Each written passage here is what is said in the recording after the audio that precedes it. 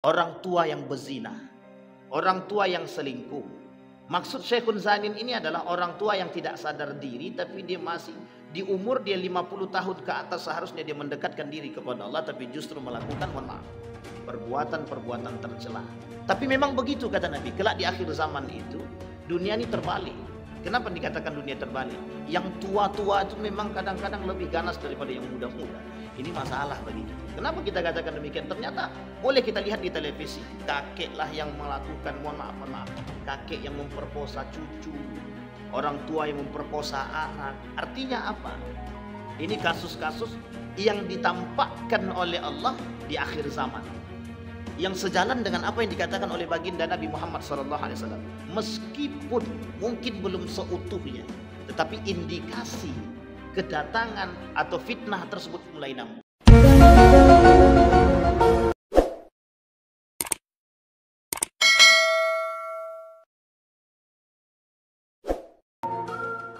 Dan Allah atas limpahan rahmat dengan mengucapkan alhamdulillahirabbil alamin. Berselawat kepada Nabi dengan mengucapkan Allahumma salli ala Muhammad wa ala ali Muhammad fil alamin innaka Hamidum Majid. Bapak Ibu sekalian yang berbahagia, mudah-mudahan di zuhur ini Allah limpahkan rahmat dan karunia-Nya kepada kita semua. Allah jadikan rumah tangga yang sakinah, mawaddah warahmah. Allah kumpulkan kita bersama orang-orang yang saleh dan salihah insyaallah. Semoga anak-anak kita termasuk anak-anak yang saleh dan salehah dan istiqamah dalam kebaikan dan ketaatan kepada Allah. Dan untuk orang tua kita yang telah mendahului kita, Allah tempatkan di tempat terbaik di sisinya, dan kemudian Allah terima amal ibadahnya. Dan untuk orang tua kita yang masih hidup, Allah sehatkan, Allah kuatkan, Allah berkahi, Allah limpahkan rahmat dan karunia-Nya. Amin ya rabbal alamin. Baik Bapak Ibu sekalian yang berbahagia, pada pertemuan sebelumnya kita membahas tentang 9 golongan. Yang 9 golongan ini Allah tidak mau ajak mereka berbicara, la yukallimuhumullah wa la yuzakkihim, dan Allah tidak mau mensucikan mereka, wa la yanzuru ilaihim, Allah tak mau melihat mereka, wa lahum azabun alim, ancaman yang keempat, orang tersebut mendapatkan azab yang sangat pedih. Tapi dalam ayat yang lain Allah berkata wa yal'anuhumullahu la'inun wa yal'anuhumul la'inun, Allah laknat orang-orang tersebut. Setidaknya ada 5 ancaman yang Allah berikan. Ancaman pertama, tidak diajak berbicara, tidak dilihat, tidak disucikan. Tidak diajak berbicara, tidak dilihat oleh Allah, tidak disucikan. Padahal harapan kita, kalau kita sudah mati itu harapannya nanti kelak bertemu dengan Allah. Faman kana yarju liqa'a rabbih falyamal amal salih. Yang diharapkan oleh manusia yang hidup itu cuma satu, kelak dia bisa bertemu dengan Allah. Nah ini Allah tidak mau lihat dia, Allah tidak mau dia mengajak dia berbicara, Allah tak mau mensucikan dia, bagi dia azab yang sangat pedih. Bagi dia azab yang sangat pedih, kemudian dia dilaknat oleh Allah. Nah orang-orang seperti ini, pelaku-pelaku seperti ini disebut dengan pelaku dosa besar. Orang-orang yang melakukan dosa besar, kata Imam Az-Zahabi, itu paling tidak ada beberapa neraka yang mereka tempati. Kalau dosa yang mereka lakukan besar, dan besarnya dosa tersebut sampai kepada akar kemunafikan dan kekafiran, maka nerakanya Jahannam. Dan dosa-dosa besar yang lain ada yang disebut dengan masalakakum fis saqar. Contoh adalah orang-orang yang tidak mau memberi makan anak yatim, orang-orang tak mampu, itu nerakanya sakar. Ada orang-orang yang mohon maaf punya perhatian terhadap orang tak mampu, tapi ada yang melarang. Itu sama, pelaku-pelaku tersebut dimasukkan oleh Allah di dalam neraka sakar. Masalakakum fis saqar. Lam nakul minal musallin, kami tidak salat. Yang kedua, dosa besarnya orang yang tidak salat. Nah sekarang ada orang yang mendapatkan ancaman yang banyak, termasuk neraka-neraka yang tadi disebut. Siapa mereka? Thalathatun la yukallimuhumullah yaumal qiyamah wa la yanzuru ilaihim wa la yuzakkihim wa lahum adzabun alim.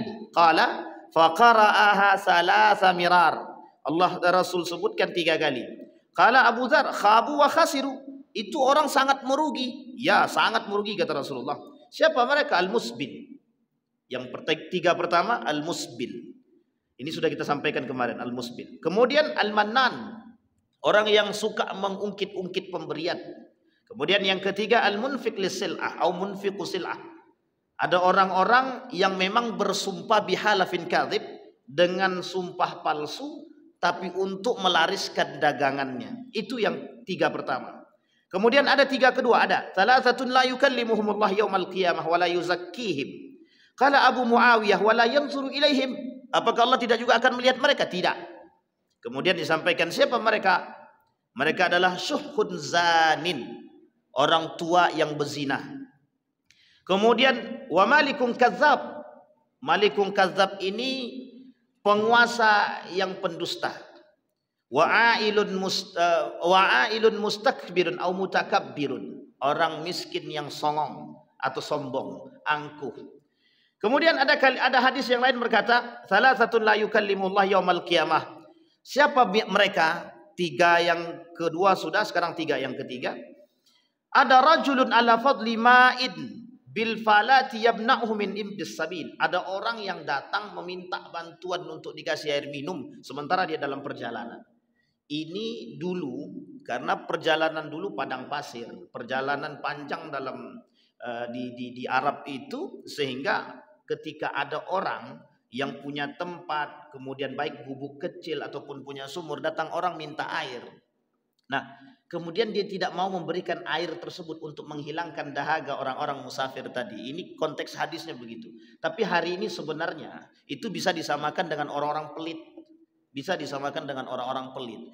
Masuk dalam kategori tersebut orang-orang pelit yang memang tidak bisa atau tidak mau memberikan keringanan atau kelonggaran kepada orang-orang untuk menghilangkan hausnya. Dan itu tidak sedikit, hari ini banyak. Bahkan itu perhitungan. Min Ibn Sabil. Wa rajulun baya'a rajulan bisil'atin ba'dal asri. Ada orang-orang yang berbaiat kepada salah seorang penguasa ataupun pemimpin ataupun siapapun itu untuk mendapatkan keuntungan setelah sholat asar. Maksudnya apa? Habis sholat asar mereka keluar dari masjid, tapi kemudian mereka bersumpah atas nama Allah, meskipun kadzib sumpah tersebut, untuk melariskan dagangan-dagangan yang mereka dagang. Jadi di Turki itu ada satu kebiasaan, ketika orang sudah keluar dari masjid itu banyak para penjual-penjual di depan itu. Nah itu banyak yang bersumpah. Tidak hanya di Turki, di Saudi juga ada. Di Saudi, di Indonesia juga ada. Ada di Oman juga ada. Di beberapa negara banyak melakukan perbuatan demikian. Masalahnya kita tidak tahu apakah mereka betul bersumpah atau tidak. Dia ada yang sumpahnya beneran, ada yang tidak beneran. Kalau kita datang ke pasar itu banyak orang-orang yang bersumpah, tapi mohon maaf, sumpahnya kadang-kadang tidak beneran itu. Sampai Nabi kata dalam riwayat yang lain, al-halafu munafiqah lis-sil'ah mumhiqatun lil barakah. Kata Nabi, orang-orang yang mudah bersumpah itu, kata Nabi, itu memang bisa mendatangkan orang, meyakinkan orang dalam jual beli dia, bisa mendatangkan keuntungan, tapi sedikit keberkahan, bahkan tidak ada keberkahan. Nah kalau dia sumpahnya tak jujur atau sumpahnya dusta, itu bukan mendatangkan keberkahan dan keuntungan, justru bisa menghancurkan. Nah kemudian di situ kemudian Allah mengatakan, Nabi mengatakan dalam riwayat yang lain, wa rajulun baya'a imaman la yubayi'uhu ila di dunya. Kata Nabi, tiga yang terakhir itu, kata Nabi, ada orang yang berbaiat kepada para penguasa, tapi tujuannya mohon maaf, tujuannya untuk dunia. Tujuannya untuk dunia. Baik, Bapak Ibu sekalian yang berbahagia, kemarin kita masuk pada nomor yang ketiga. Di tiga yang pertama kita sudah, al-musbil sudah, mannan orang-orang yang mengungkit sudah, orang-orang yang bersumpah tapi dusta sudah. Sekarang kita masuk pada poin yang keempat. Ada namanya syekhun zanin, orang tua yang berzina, orang tua yang selingkuh.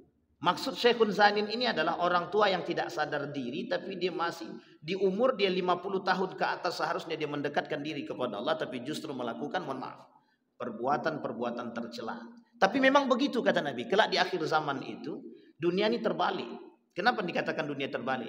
Yang tua-tua itu memang kadang-kadang lebih ganas daripada yang muda-muda. Ini masalah bagi kita. Kenapa kita katakan demikian? Ternyata boleh kita lihat di televisi, kakeklah yang melakukan, mohon maaf, kakek yang memperkosa cucu, orang tua yang memperkosa anak. Artinya apa? Ini kasus-kasus yang ditampakkan oleh Allah di akhir zaman, yang sejalan dengan apa yang dikatakan oleh baginda Nabi Muhammad SAW. Meskipun mungkin belum seutuhnya, tetapi indikasi kedatangan atau fitnah tersebut mulai nampak. Itu yang pertama. Dalam riwayat yang lain kata Allah dalam hadis qudsi dalam riwayat yang lain. Abghadu thalathan wa bughdi li thalathin ashad. Aku membenci 3 perkara kata Allah. Tapi kebencianku terhadap 3 perkara jauh lebih aku benci. Siapa di antaranya?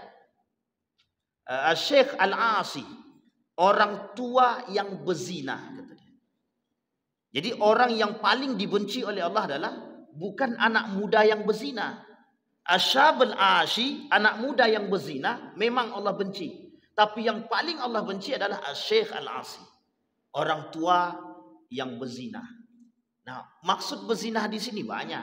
Tidak hanya, mohon maaf, tidak hanya melakukan hubungan badan dan lain sebagainya. Hari ini sudah biasa.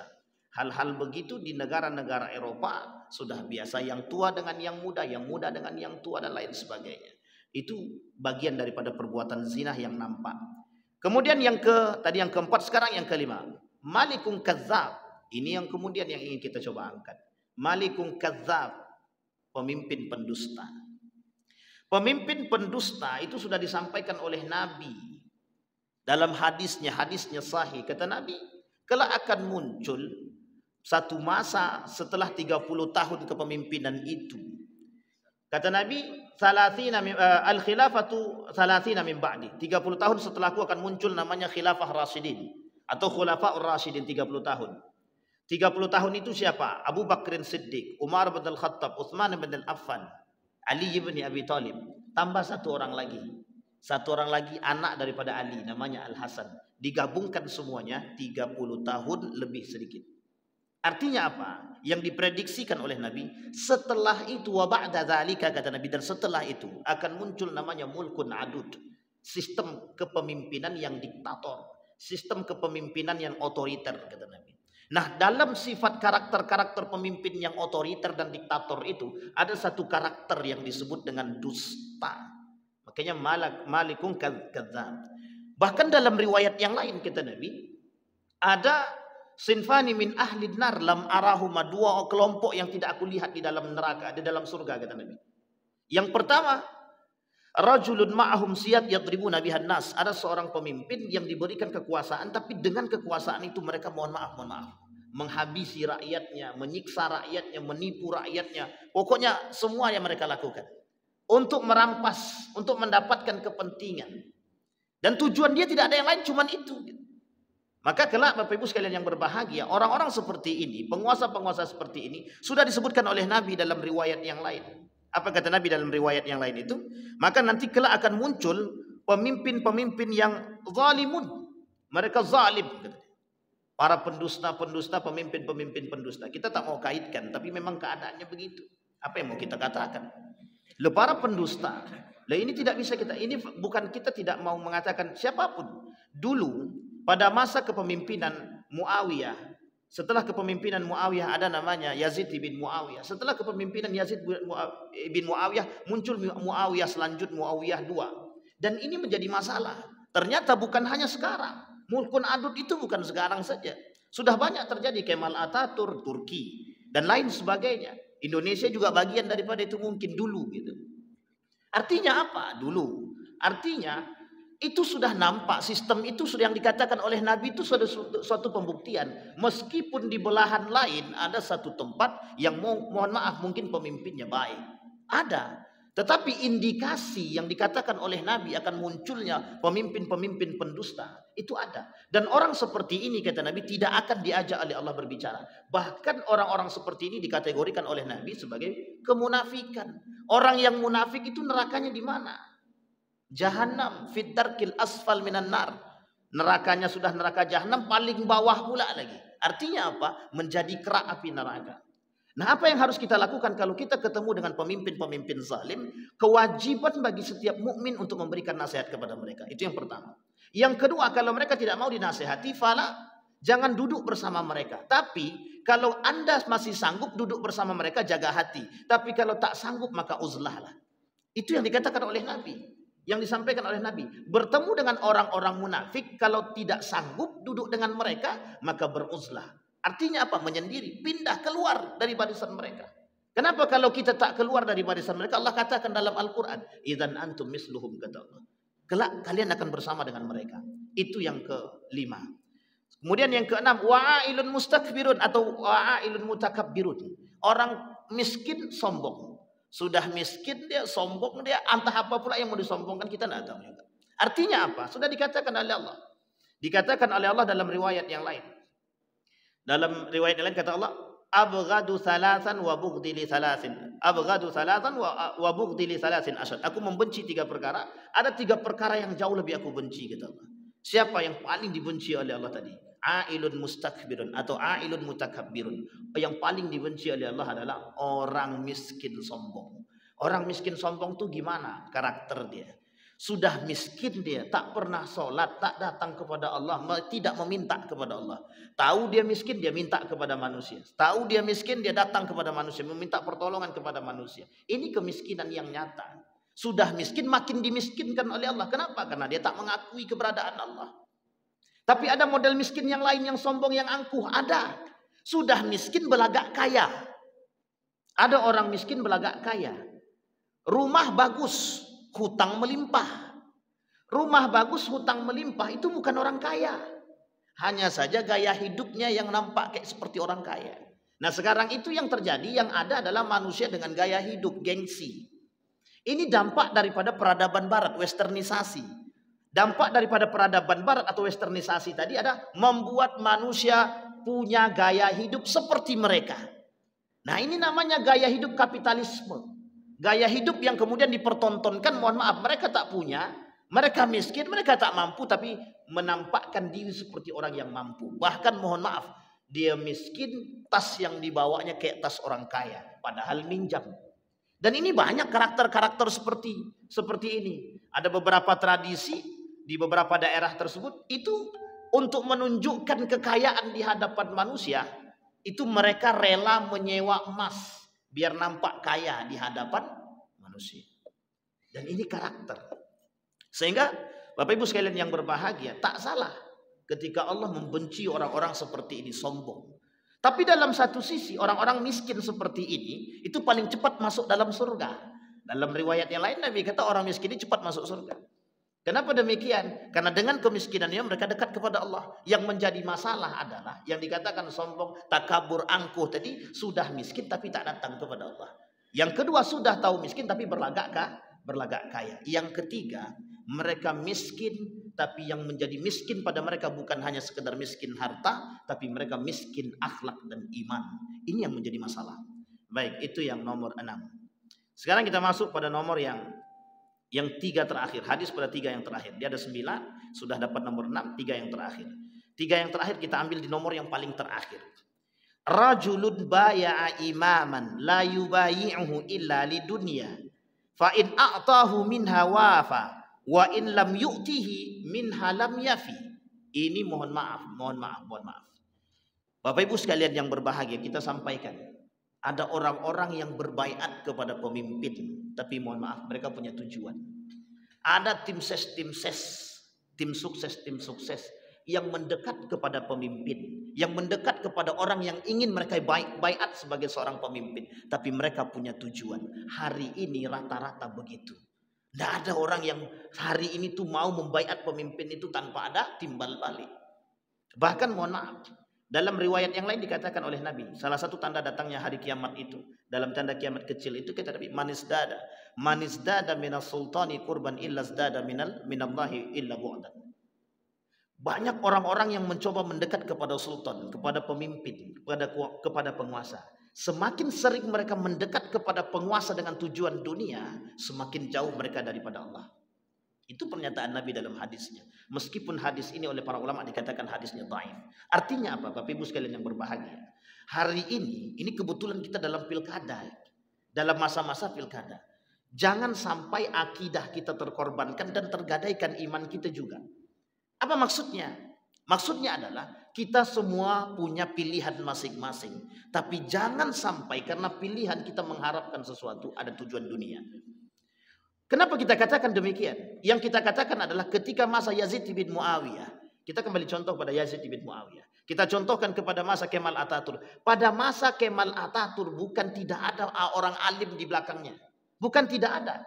Bukan tidak ada orang alim yang kemudian mohon maaf berbaiat kepada Kemal Atatürk. Bukan tidak ada. Ada. Tapi tujuannya apa? Mendapatkan jabatan. Sekarang ada orang alim, ada alim yang kemudian mohon maaf berbaiat kepada seorang calon pemimpin. Tujuannya sebenarnya apa? Jabatan dan kekuasaan. Ya paling tidaklah dapat. Ya entah dapat apa kita tak tahu lah. Entah dapat badan wakaf atau basnas atau apa dan lain sebagainya. Artinya apa Bapak Ibu sekalian berbahagia? Salahkah perbuatan itu? Salah. Kalau pemimpin salah, kita yang harus mengingatkan. Wajib. Maka tujuan seorang alim untuk mendekat kepada pemimpin cuma satu. Tujuan seorang alim yang dekat kepada pemimpin tujuannya cuma satu. Kalau pemimpin itu salah, maka dia wajib membenarkan kesalahan atau memperbaiki kesalahan tadi. Ini bukan. Yang terjadi hari ini adalah ketika alim dekat kepada pemimpin, ikut terjerumus pula. Ini yang menjadi masalah kita Bapak Ibu sekalian yang berbahagia. Itu yang ke-7. Kemudian yang ke-8 kita selesaikan.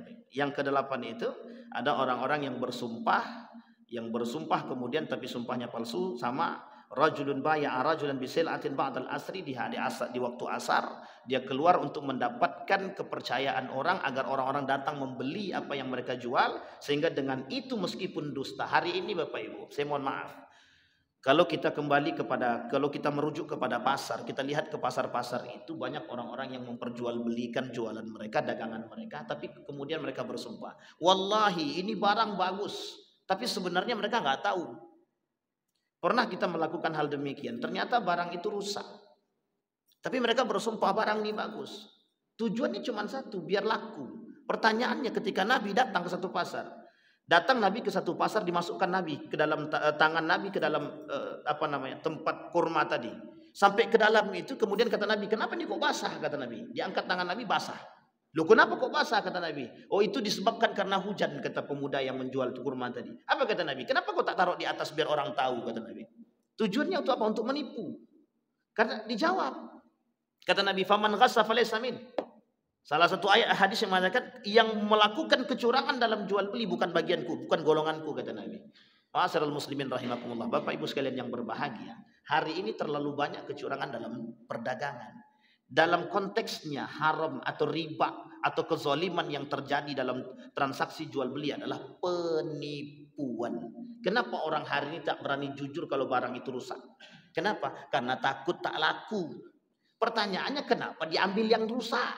Cari yang bagus. Itu yang menjadi persoalan kita hari ini. Tapi mengapa mereka malu untuk mengungkapkan kebenaran itu?